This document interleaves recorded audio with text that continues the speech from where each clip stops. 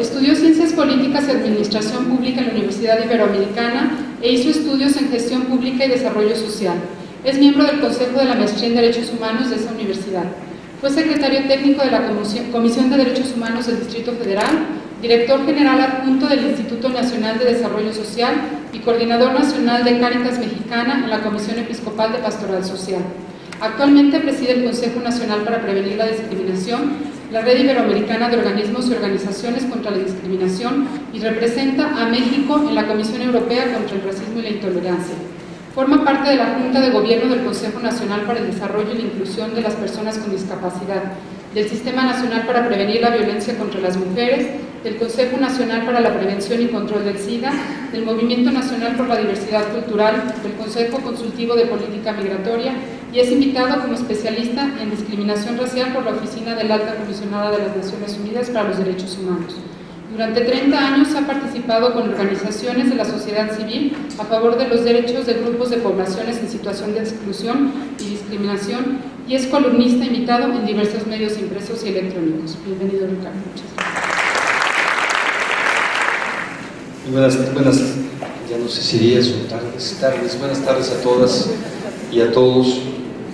Muchas gracias por la invitación a este coloquio y bueno, creo que no hace falta anotar, pero lo digo, yo no voy a hablar desde la teología, yo soy teólogo, voy a hablar un poco desde la experiencia, de lo aprendido en relación al trabajo con sectores de población que sufren situaciones de vulnerabilidad y digamos también desde una perspectiva creyente, pero más bien desde un papel como el que dice Efraín González Morfín, un papel de oveja estándar. Les voy a proponer 5 puntos para la reflexión que están de alguna manera inspirados, uno en lo general y otro mucho más en lo particular, en 2 personas que se reunieron la semana pasada con motivo del Día Internacional del Síndrome de Down en la Santa Sede del Papa Francisco en lo general y en particular de Jean Vanier, fundador de las comunidades del Arca, que son comunidades de vida interreligiosa, de vida ecuménica en algunos espacios, de vida centrada en las personas con discapacidad intelectual. Y digo esto de Jean Vanier porque la percepción de lo que comentaré sobre centro, periferias y también opciones de vida tiene que ver con la perspectiva que este hombre ha desarrollado ya durante 50 años de vivir con personas con discapacidad intelectual y crear lugares de vida que de alguna manera tratan de poner en el centro lo que siempre socialmente ha estado en la periferia. Primero comenzar hablando del primer punto sobre diversidades y derechos. Desde el punto de vista sociológico y desde el punto de vista jurídico, el concepto de igualdad en dignidad, a diferencia del concepto de dignidad humana, está sostenido en la realidad de la diversidad. Es decir, somos tan diversos, somos tan diversas que requerimos garantizar que la dignidad humana de cada persona en particular puede tener condiciones de igualdad, que todos somos dignos y dignas, pero no hay unos más dignos que otras, no somos iguales y unos más iguales que otras, sino que podemos comunitariamente, socialmente, políticamente garantizar igualdad en dignidad. Esta percepción que está basada en la diversidad está sustentada en aquellas condiciones de la diversidad humana que todos y todas conocemos, que vivimos, que sabemos, a partir de las cuales creamos nuestra identidad y nos relacionamos, pero que están muchas veces, digamos, invisibilizadas entre algunos grandes tipos de diversidad. Aquí se habló de diversidad religiosa, se habló de la diversidad de género, se habló de otros tipos de diversidad, pero tenemos una enorme cantidad de formas de diversidad. A partir de las condiciones de identidad, aquellas que tenemos y no podemos cambiar: la edad, la apariencia, el sexo, la nacionalidad, la orientación sexual, el tono de la piel, el origen étnico, la lengua materna, etc. A partir de las condiciones sociales, el nivel económico, el nivel educativo, el nivel de acceso a bienes y servicios, el territorio en el que vivimos, el cargo social que ocupamos, el estado civil que tenemos, el estatus migratorio, el linaje, que es un asunto que parece desaparecido en los anales de la historia, pero que en realidad, aunque no tiene una formalización, sí tiene expresiones fácticas muy presentes, y la historia de vida. También nos diferenciamos dependiendo de qué ha hecho, qué ha vivido cada quien, qué ha producido, qué es socialmente útil. Nos diferenciamos por nuestras condiciones de vida, por la discapacidad, por la enfermedad, y por las preferencias, evidentemente, por las opciones que tiene cada una de las personas a nivel político, a nivel religioso o en cualquier espacio. Es la diversidad, el hecho de que cada persona es una combinación infinita de todos estos factores, y que cada uno de estos factores que acabo de mencionar tiene una multiplicidad casi tan grande como el número de habitantes. La discapacidad no es la discapacidad en general, es una enorme variedad policromática que se combina igual con lo que puede ser la enfermedad y la edad y la creencia religiosa y el lugar en donde se vive. Este enorme mosaico que constituye la sociedad hace justamente necesaria para la convivencia humana y para toda relación interpersonal y social, y me parece también claramente para toda expresión religiosa, centrar el tema de la igualdad en la dignidad humana. Jean Vanier lo expresa de esta manera. Él dice: cada persona es una historia sagrada, y define justo a través del trabajo que hace el por qué cada persona es una historia sagrada. Y cuando hablamos de historias sagradas, no hay historias sagradas que valen más y otras que valen menos. Lo dice de otra forma la Declaración Universal de los Derechos Humanos, ¿no? Todas las personas nacemos libres e iguales en dignidad y en derechos, y lamentablemente no lo dice la declaración, pero justo el sistema internacional de derechos humanos está construido para que todas las personas no solo podamos nacer así, sino podamos vivir así. El segundo punto es sobre los centros. Me referiré a esta expresión. Los centros, a partir de cada una de las formas de la diversidad humana, de todas las que mencioné y de todas las que no mencioné, hay una o varias formas de organizar la sociedad, que supone que de alguna manera nos organizamos en círculos concéntricos, ¿no? Estamos algunos más cerca, otros más lejos, y tenemos distintas composiciones en cuanto a lo que significa el centro y la periferia para cada una de estas realidades humanas. Nos organizamos, quizá lo más visible siempre son los centros y las periferias geográficas. Nos organizamos en lo geográfico, pero también nos organizamos en lo social, nos organizamos en lo económico, en lo político, en lo sexual, en lo que consideramos socialmente útil, en lo cultural, en lo moral, en lo religioso. Esta forma, digamos, multiforme de organización humana que hemos ido creando a lo largo de los siglos, ha creado centros a partir de los cuales giran estos círculos concéntricos. Centros desde donde se decide la norma, se gobierna, se protege, se distribuyen los bienes públicos, se definen límites y se sancionan el incumplimiento de las normas y la transgresión de los límites. Pero también son centros desde donde se imponen doctrinas, donde se imponen códigos de conducta, donde se ejerce el poder de manera inequitativa, donde se coacciona, donde se limita, donde se excluye, donde se domina de muy distintas formas. Cada uno de estos centros que podríamos suponer,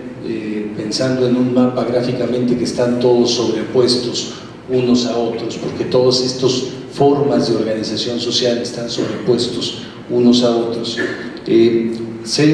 No solo se sobreponen, sino se relacionan, se alimentan y también se disputan el espacio. Se disputan el espacio social, se disputan las decisiones, se disputan las normas con los otros centros. Por ejemplo, los círculos concéntricos y los centros de poder económico se disputan estas necesidades de decidir, o esta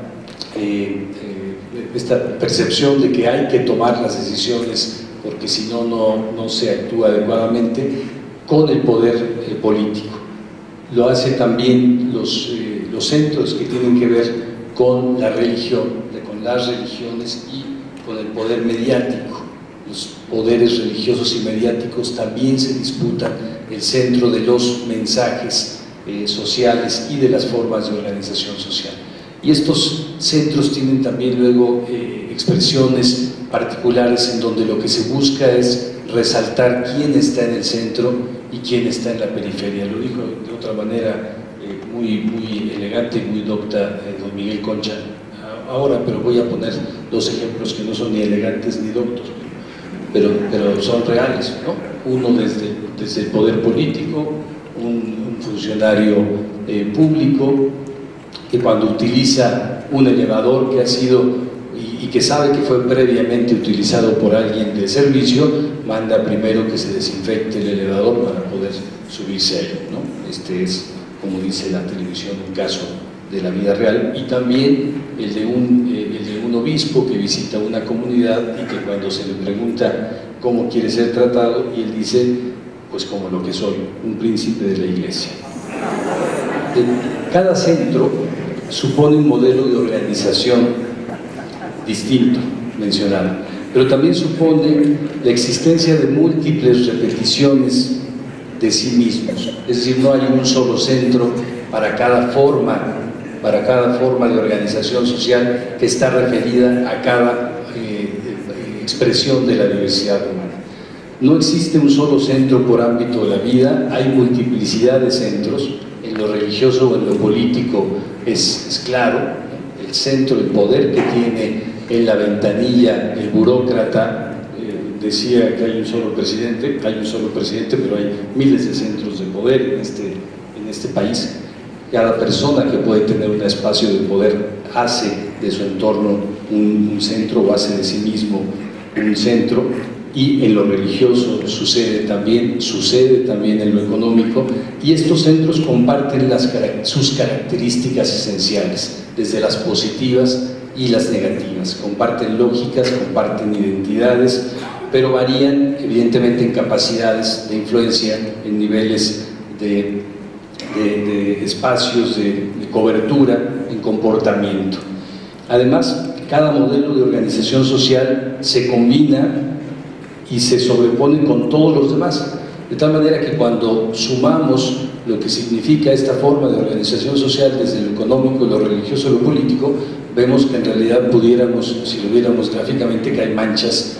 de poder de los centros en cualquier espacio, y que incluso quienes en algún momento están fuera de los centros para algún tipo de forma de organización social, para otro tipo de forma de organización social, son claramente el centro de esa actividad. El tercero son las periferias. Alrededor de los centros, las identidades de quienes no forman parte de ellos van siendo alejadas, van siendo marginadas, o se arremolinan unas con otras, formando distintas periferias. Distintos cúmulos de identidad más pequeños, a los que no les queda más que definirse y autocomprenderse, buscar autocomprenderse como aquello que no es el centro, definirse desde lo que no son, y de lo que los diferencia con el centro. No forman parte de los iguales, sino de los desiguales. No forman parte de la normalidad, sino de la anormalidad. No son parte de la sociedad armónica, sino de los inestables. No son parte de los que producen y aseguran bienestar, sino de quienes viven a costa de los demás. No son parte del ortodoxo, y lo deseable, sino de lo heterodoxo e indeseable. No son parte de las mayorías que deberían por sí mismas tener siempre la razón, sino de las minorías. Las periferias son visibles, pero también son invisibles. Las alcanzamos a ver, a medir y analizar muy pocas. Las periferias que tienen que ver con la pobreza, con la falta de acceso a bienes y servicios, con la marginación, con lo que se puede medir vía los índices de desarrollo humano, las periferias territoriales, etc. Pero la mayoría de las periferias son invisibles y pueden vivir además en los centros geográficos, incluso en los centros económicos, en los centros políticos, en los centros religiosos. Son las periferias de género, las periferias que están relacionadas con las preferencias sexuales, las de la apariencia, las que se forman a partir de las distinciones desventajosas que hay por la edad, las periferias de la moral, las afectivas, las existenciales, las identitarias, las periferias de la discapacidad, las del trabajo doméstico remunerado, las del trabajo doméstico no remunerado, las de la nacionalidad y las de un largo etcétera. Una lista de periferias casi tan larga como las formas de diversidad humana. Y están también las periferias creadas, sostenidas y reproducidas por estas expresiones de rechazo a la diversidad, que son el machismo, el sexismo, el racismo, la homofobia, la xenofobia, la intolerancia religiosa, el adultocentrismo, etc. Cuando somos personas que tenemos una capacidad relativa de acción, cuando podemos producir, pensar, traducir, dar a conocer aquello que queremos y hacemos, normalmente formamos parte de los centros o convivimos con ellos. Es parte de lo que posibilita estar en relación a estos espacios.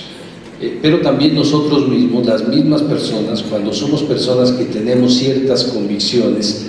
casi siempre formamos parte de alguna periferia, porque es imposible tener concepciones profundas acerca de la vida y acerca de la forma de organización social y que todas las demás personas, la mayoría, coincidan íntegramente en esos lugares comunes, ¿no? En esos lugares en donde se percibe normalmente lo homogéneo,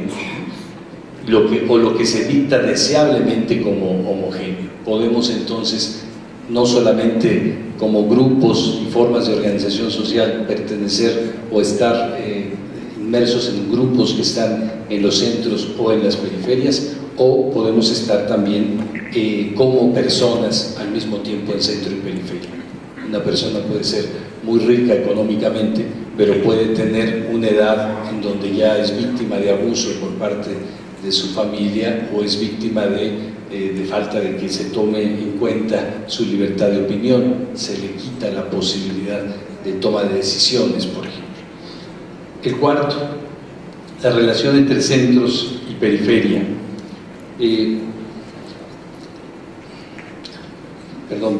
Voy a hacer una nota nada más testimonial, porque Karen me dijo que esto iba a ser testimonial y yo le dije que no tenía nada testimonial que decir, pero hay una cuestión que sí voy a comentar, y es que cuando trabajé en la conferencia del episcopado vía la Comisión Episcopal de Pastoral Social, había una percepción de alguna manera positiva respecto de lo que puede significar un laico trabajando en estos espacios, hasta que los laicos, desde la perspectiva evidentemente de los obispos, tomábamos demasiadas decisiones. Después, trabajando en los derechos humanos, ya no había solo esta percepción de tomar demasiadas decisiones, sino los derechos humanos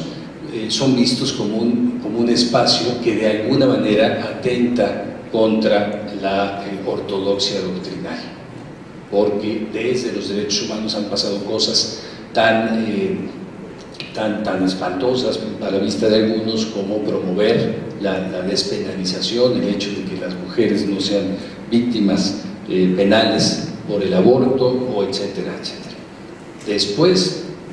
desde la perspectiva de defensa de la discriminación, expresamente he escuchado, bueno, ahora estás cada vez peor, porque la discriminación protege, por ejemplo, la homofobia, y proteger la homofobia es promover activamente la sexualidad, la homosexualidad, e ir en contra entonces del modelo de familia, que es el único que tendría que ser válido y sostener la sociedad. Me parece que bueno, aquí hay evidentemente una serie de percepciones que tienen que ver equívocas quizás sobre lo que es la homofobia o el racismo, etc. Pero lamentablemente es un proceso que a nivel personal puede no tener muchas repercusiones en contra, pero a nivel nacional sí. El padre Concha sabe muy bien, y muchas de ustedes también, que la mayoría de los centros de derechos humanos que hoy funcionan en el país nacieron a la luz de las iglesias, nacieron impulsadas por las iglesias. El movimiento de derechos humanos en el país lo impulsó de alguna manera la fe cristiana, y lo ha ido alejando de sus centros, lo ha ido lanzando a la periferia, lo ha ido en algunos casos excluyendo de facto. El centro Vitoria es uno de los pocos centros que continúan con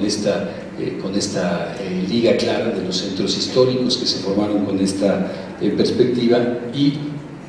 me parece que se ha abandonado entonces de alguna manera esta percepción de la promoción de la igual dignidad, y se ha aumentado esta percepción de ir dividiendo la sociedad en centros y periferias. Las relaciones, el cuarto, las relaciones entre centros y periferias, en tanto que no son realidades solo geográficas, centros y periferias se entrelazan, se mezclan, a veces se confunden, pero creo que nunca pierden su identidad y sus lógicas propias. Son relaciones de inclusión y de exclusión, de visibilidad y de invisibilidad, de derechos y de negación de ellos, de libertades y de restricciones para ejercerlas. Son relaciones causa-efecto normalmente, y son relaciones que suponen distinciones desventajosas, sistemáticas e injustas. Es decir, no solo suponen perspectivas o ubicaciones sociales distintas, sino refieren siempre a un trato desigual, que es expresión de asumir la no igualdad en dignidad. Refieren diferencias sustanciales y normalizadas en cuanto a la posibilidad de lograr un adecuado nivel de desarrollo humano, en cuanto a la posibilidad de ejercer derechos y libertades, y en cuanto a la posibilidad de elegir y de seguir un proyecto de vida en libertad. Esas son básicamente las cuestiones contra las cuales, o que afecta esta exclusión, esta discriminación, esta distinción desventajosa. Son diferencias sustanciales y normalizadas, por ejemplo, como la discriminación de género, el tipo de discriminación más presente en todo el país, que desde la perspectiva del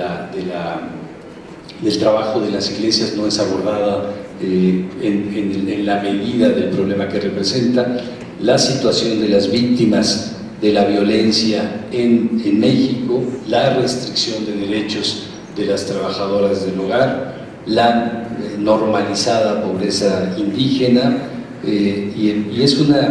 son diferencias sustanciales y normalizadas que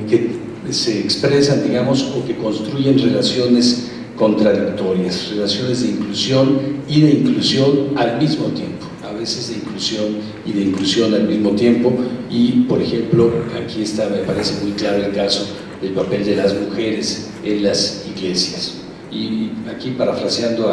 a Patricia Henry Ford, que también es teóloga feminista, yo diría que por eso es tan importante la teología feminista, y por eso hay que tratar de promoverla tanto y agradecerla tanto, porque ayuda a equilibrar las funcionales pero desventajosas distinciones que hay entre hombres y mujeres que se consideran libres e iguales en dignidad, ¿no? Unos deciden, otras sirven, unos predican, otras escuchan, unos interpretan, otras aprenden, unos consagran, otras se consagran, unos conspiran, decía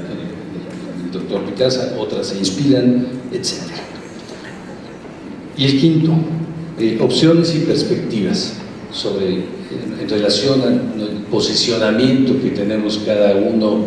personal y colectivamente frente a las opciones y perspectivas. Yo creo que tenemos retos mayúsculos, que es como democratizar los centros, disminuir las periferias, acercar las realidades, reconocer y aceptar y dialogar con diversas formas de mirar, diversas formas de creer, diversas formas de pensar, de amar, de relacionarse, de integrarse en estas realidades que no solo son diversas, sino que nos dividen personal, interpersonal, intrapersonal y también colectivamente.